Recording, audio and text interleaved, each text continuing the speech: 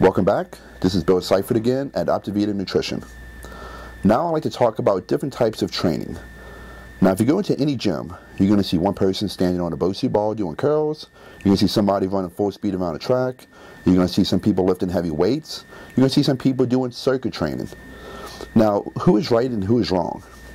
Well, the answer to that is everybody's right, and to a degree everybody's wrong. There are optimal ways of training, but nothing is really bad. When it comes to training, like Dr. Hatfield says, there's good, better, and best. Doing something is always good, but there is a better and best way of training.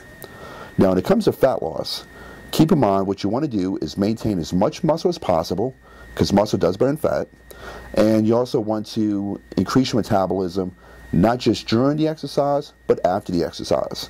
And it's called EPOC, which is a way of measuring post-exercise oxygen consumption. And the way to actually increase your metabolism the highest after the workout is by doing heavy resistance training. Now you can't lift heavy weights when you're unstable. So all the unstable forms of training is not the best way to cause muscle damage. So what you need to do is actually get on a stable surface and do heavy resistance training in a compound fashion, which is exercises like presses, rows, squats, and etc. Different exercises like that.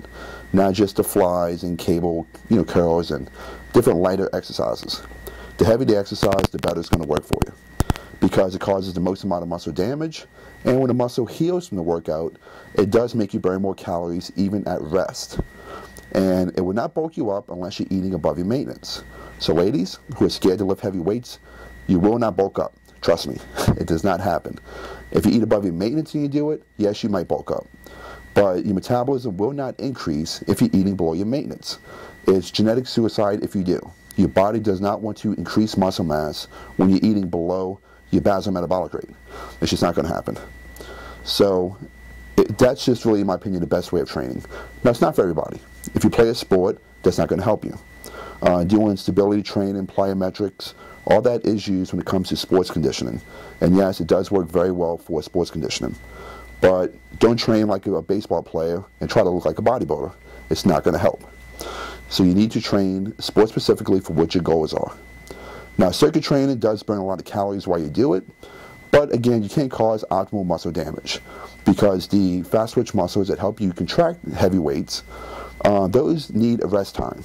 It's a lot of chemical reactions of ATP being resynthesized by creatine phosphate, and that gets built up by glycogen, and all this stuff has to regenerate. So you can't just do one exercise to the next, to the next, to the next. If you keep doing that, you're training more cardiovascularly and less anaerobically, which means with the fast twitch muscles that's capable of growing. And do remember, there's white muscle fibers that lift heavy weight burn 3 times as many calories. So yes, you want to burn more calories, lift heavier. But again, it's not for everybody. It's not for you if you have back problems, or if you are pregnant or have any other kind of issues. Consult with your doctor. But if you've been doing circuit training and it's kind of plateauing, try something a little different. And your body does adapt to any workout that you do. So you do need to switch it up as often as possible. And the best way to switch it up is by lifting more. So unlike the P90X people, you do not have to keep the muscles confused. Okay, they don't get confused, like what's going on. They just know that you're lifting more and more and more weight, and you have to keep responding. Just like if you lift heavier stuff, you get a thicker callus on your hand. Your muscles do the same thing. Now again, you just want to cause some muscle damage, not annihilation, just stimulation. So try to do some stuff like that, and also do your cardio after the workout. I can't reiterate this more than I am right now.